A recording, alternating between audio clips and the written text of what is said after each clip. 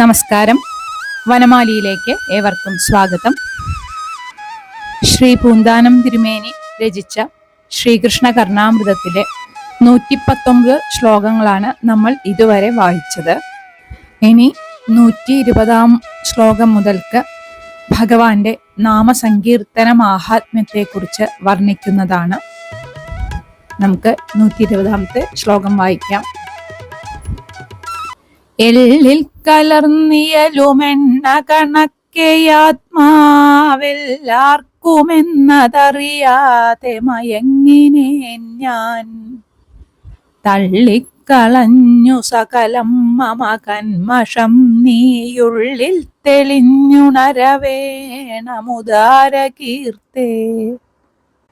എള്ളിൽ കലർന്ന് ഇയലും എണ്ണ കണക്കെ. ഇവിടെ ഇയലുക എന്ന് വെച്ചാൽ ഉണ്ടായിരിക്കുക.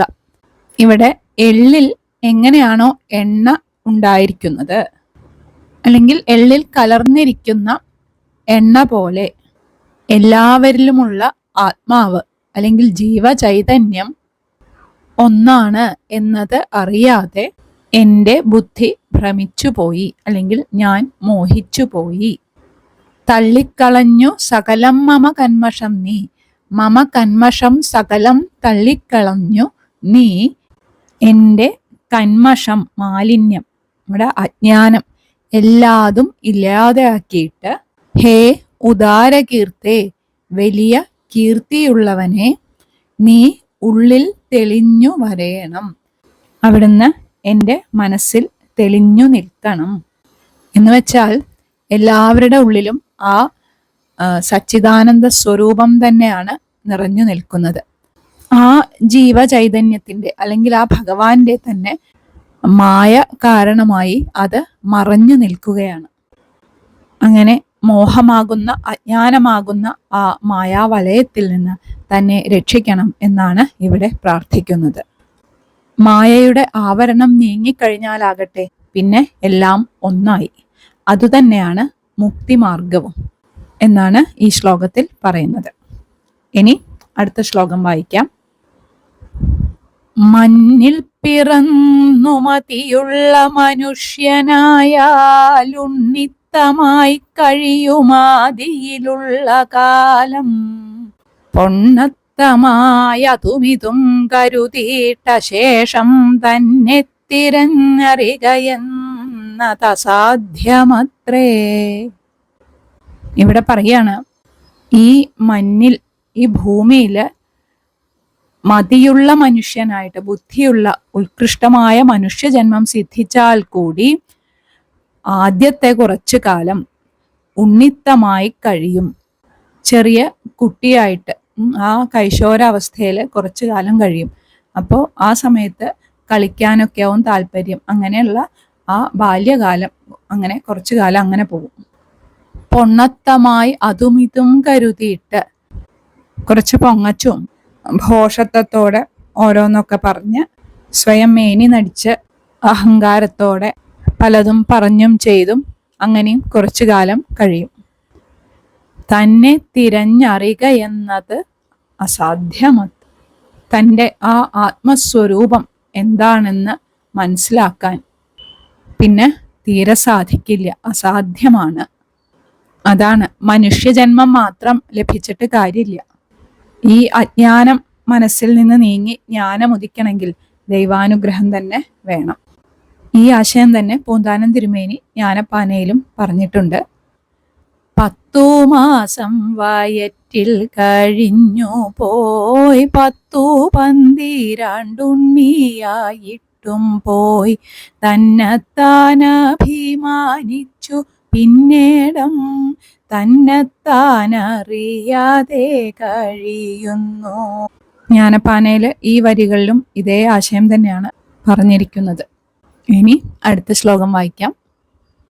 സൂനം താൻ പ്രീതി നാനാവിധമഹിത കഥാനാമ സങ്കീർത്തനം താനാനന്ദ ശ്രദ്ധയുള്ളോർക്കതുമതു വിധമായുണ്ടു വേദാന്തവാക്യം.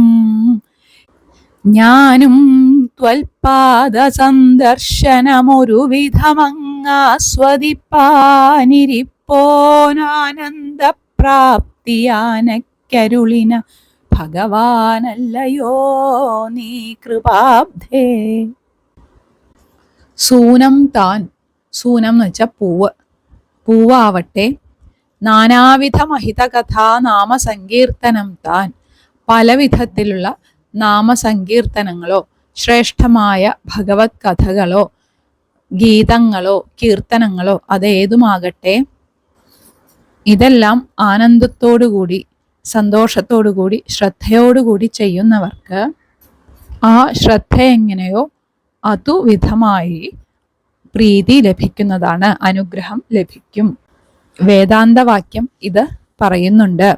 അതായത് ഗീതയിലും ഭഗവത്ഗീതയിലും ബ്രഹ്മസൂത്രത്തിലൊക്കെ ഇതിനെക്കുറിച്ച് പറയുന്നുണ്ട്. മുൻപ് ഞാൻ പറഞ്ഞിരുന്നു വേറൊരു ശ്ലോകത്തില് പത്രം പുഷ്പം ഫലം തോയം യോമേ ഭക്ത്യാ പ്രയച്ഛതി എന്ന ഭഗവത്ഗീതയിലെ ശ്ലോകം. ഇലയോ പൂവോ ഫലമോ വെള്ളമോ എന്താണ് സമർപ്പിച്ചതെന്നല്ല, അത് എങ്ങനെയാണ് എത്ര ശ്രദ്ധയോടെയാണ് ഭക്തിയോടെയാണ് സമർപ്പിച്ചത് എന്നാണ് നോക്കുന്നത് എന്നത്. ഞാനും ത്വൽപാദ സന്ദർശനം ഒരുവിധമങ്ങ് ആസ്വദിപ്പാനിരിപ്പോൻ, അവിടുത്തെ ആ തൃപ്പാദ ഭജനം മേൽപ്പറഞ്ഞ ഏതെങ്കിലും ഒരു രീതിയിൽ അനുഭവിക്കാനായിട്ട് കാത്തിരിക്കുകയാണ്. ആനന്ദപ്രാപ്തി ആനക്കരുളിന് ഭഗവാനല്ലയോ നീ കൃപാബ്ധേ. കൃപാബ്ധേ കാരുണ്യ സിന്ധോ, അവിടുന്ന് ആനയ്ക്ക്, അതായത് ഗജേന്ദ്രമോക്ഷം കഥയാണ് ഇവിടെ ഉദ്ദേശിച്ചത്. ഗജേന്ദ്രൻ താമരപ്പൂ ഭഗവാനെ സമർപ്പിച്ച് ആരാധിച്ച് മോക്ഷം നേടി, ആ കഥയാണ് ഇവിടെ സ്മരിച്ചത്. ആ അങ്ങനെയുള്ള ഒരാനയ്ക്ക് മോക്ഷം കൊടുത്ത് അനുഗ്രഹിച്ച ഭഗവാനല്ലേ അങ്ങ് എന്ന് ഭഗവാനോട് ചോദിക്കുകയാണ്. എന്ന് വെച്ചാൽ അവിടുത്തെ ആ തൃപ്പാദം ദർശിക്കാനായിട്ട്, ആ ദർശിച്ചത് ആസ്വദിക്കാനായിട്ട് ഞാൻ കാത്തിരിക്കുകയാണ്, എനിക്ക് ആ ആനന്ദപ്രാപ്തി നൽകി അനുഗ്രഹിക്കണമേ എന്ന് പൂന്താനം തിരുമേനി പ്രാർത്ഥിക്കുകയാണ്. നമ്മുടെ എല്ലാവരുടെയും മനസ്സിലും ഈ പ്രാർത്ഥന തന്നെയാണ് വേണ്ടത്. ഇനി ബാക്കി ശ്ലോകങ്ങൾ അടുത്ത ദിവസം വായിക്കാം. എല്ലാവർക്കും നല്ലതു മാത്രം വരട്ടെ എന്ന പ്രാർത്ഥനയോടെ